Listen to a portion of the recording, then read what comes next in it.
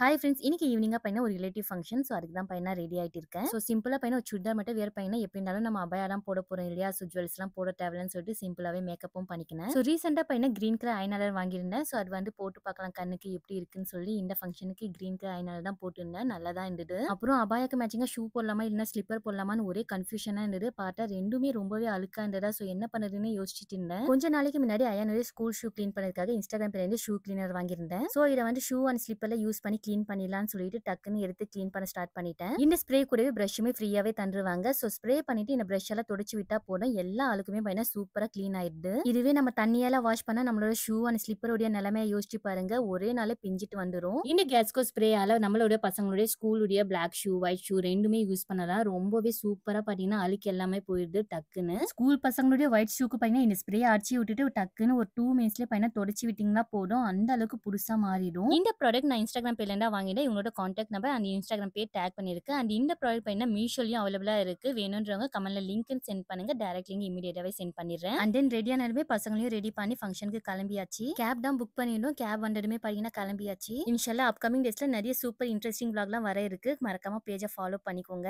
அப்புறம் ஃபங்க்ஷன்ல போனதுமே சாப்பிட்டுட்டு வீட்டுக்கு வந்தாச்சு. நெக்ஸ்ட் வீடியோல மீட் பண்றேன். பாய்.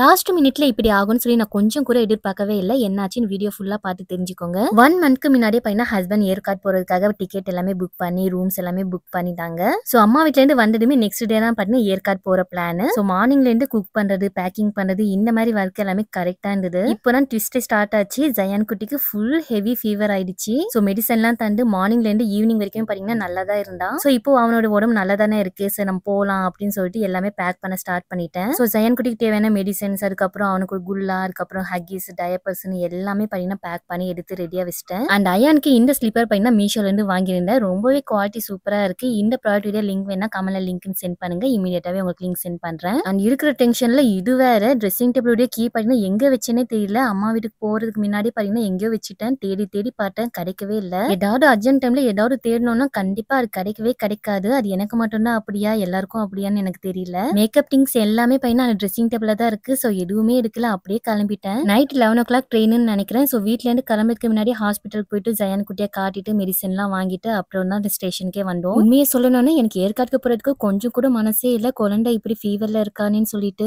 இதுல இன்னொரு சோகம் வேற ஹஸ்பண்ட் பாத்தீங்கன்னா ஏற்காடுக்கு வரவே இல்ல. நான் மட்டும் தான் குழந்தைங்களை கூப்பிட்டுட்டு போறேன். அவர் வந்திருந்தாவது நான் கொஞ்சம் ஸ்ட்ராங்கா இருந்திருப்பேன். அவருமே வரலையா. சோ ரொம்பவே சேடா தான் நான் போனேன். சோ என்னோட மாமனார் மாமியார் தான் பையனா ஃபுல்லா சப்போர்ட் பண்ணி வா நாங்க பாத்துக்கிறோம் அப்படின்னு சொல்லி கூப்பிட்டுட்டு போயிருந்தாங்க. சோ போனதுமே ஜயான் குட்டிக்கு மாமனார் பையனா ஊஞ்சல் கட்டி விட்டுட்டாங்க. சோ அடிக்கடி வீடியோல சொல்ற விஷயம் தான் என்னோட பசங்க பையனா ஹெல்த் வைஸ் ரொம்பவே வீக். அதனாலயே நான் எங்கேயுமே அவுட்டிங் போறதே இல்ல. அப்புறம் ஜயான் குட்டிக்கு மெடிசன்லாம் கொடுத்து ஜயான் குட்டியை தூங்க வச்சதுமே அயானுக்கு ஊட்டி விட்டு நானுமே சாப்பிட்டுட்டேன். ஸோ இன்ஷால்லா துவா செய்யுங்க. இதோட கண்டினியூஷன் நாளைக்கு பார்க்கலாம். வீடியோ பிடிச்சிருந்தா சப்ஸ்கிரைப் பண்ணி ஃபாலோ பண்ணி சப்போர்ட் பண்ணுங்க. பாய்.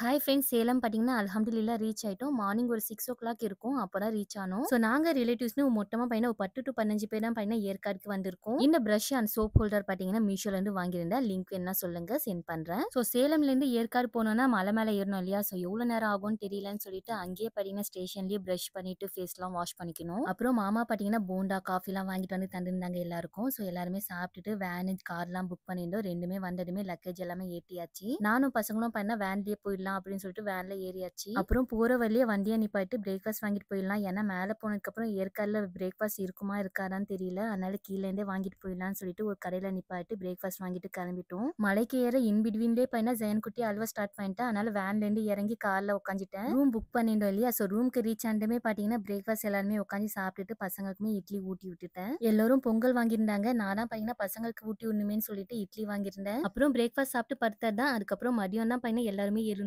கண்ணாடி பார்த்தாலே தெரியும் ஃபுல்லா ஜெயன் குட்டியோட மெடிசன்ஸ் தான் இருக்கு. ஸோ ஃப்ரெஷ் அப்லாம் ஆயிட்டு மதியம் லஞ்சுக்கு பாத்தீங்கன்னா வீட்ல இருந்து பையனா புளி சாதம் லெமன் ரைஸ் இது எல்லாமே எடுத்துட்டு வந்திருந்தோம். ஸோ அதுதான் சாப்பிட்டோம். நாங்க ஸ்டே பண்ணிருக்காரு ஒரு 5 BHK உடைய வில்லா தான். ஸோ கிச்சன்ல பாத்தீங்கன்னா கேஸ் ஸ்டவ் அதுக்கப்புறம் வாட்டர் பியூரிஃபைர் வாட்டர் எல்லாமே பாத்தீங்கன்னா அதுலயே இன்க்ளூடடா இருந்தது. அண்ட் இது மட்டும் இல்லாம நாங்களும் பாத்தீங்கன்னா வீட்ல இருந்து கொஞ்சம் திங்ஸ் எல்லாமே குக் பண்றதுக்காக எடுத்துட்டு போயிருந்தோம். அண்ட் டைனிங் ஏரியால ஒரு 20 மெம்பர்ஸ் கிட்ட உட்காந்து சாப்பிடலாம். அந்த அளவுக்கு ஸ்பேசியஸா இருந்தது. அண்ட் ரூம்ஸ் பாத்தீங்கன்னா ஒரு 5 ரூம்ஸ் இருக்கிற மாதிரி தான் புக் பண்ணியிருந்தோம். ஸோ கிரவுண்ட் ஃப்ளோர்ல பாத்தீங்கன்னா ஒரு 2 ரூம் அதுக்கப்புறம் மேல ஃபர்ஸ்ட் ஃப்ளோர்ல பார்த்தீங்கன்னா 3 ரூம். இந்த மாரி ரொம்பவே ஸ்பேசியஸா இருந்தது. உண்மைய சொல்லணும்னா ஏற்காடு போனதுலேருந்து ஃபேனே போடல நாங்க ரூம்ல. அந்த அளவுக்கு கூலிங்கா, சில்னஸா இருந்துச்சு. ஆக்சுவலி ஏற்காடுல 3 நாள் ஸ்டே பண்ணோம். அந்த 3 நாள்ல 1 நாள் கூட நாங்க ஃபேன் போடவே இல்ல. ஊட்டி எந்த அளவுக்கு கூலிங்கா இருக்குமோ, அதே மாரி தான் ஏற்காடுமே இருந்தது. இந்த ரூம்ல தான் பார்த்தீங்கன்னா நானு, மாமியார் ஸ்டே பண்ணியிருந்தோம். ரூம்க்கு அவுட் சைட்ல பார்த்தீங்கன்னா சுட்டி மரம், அதுக்கப்புறம் மயில் கத்துற சவுண்ட்லாம் கேக்குதா. ஸோ ரொம்பவே சூப்பரா இருந்தது. ஸோ கன்டினியூஷன் விளாக் நாளைக்கு பார்க்கலாம். வெயிட் பண்ணுங்க. பாய்.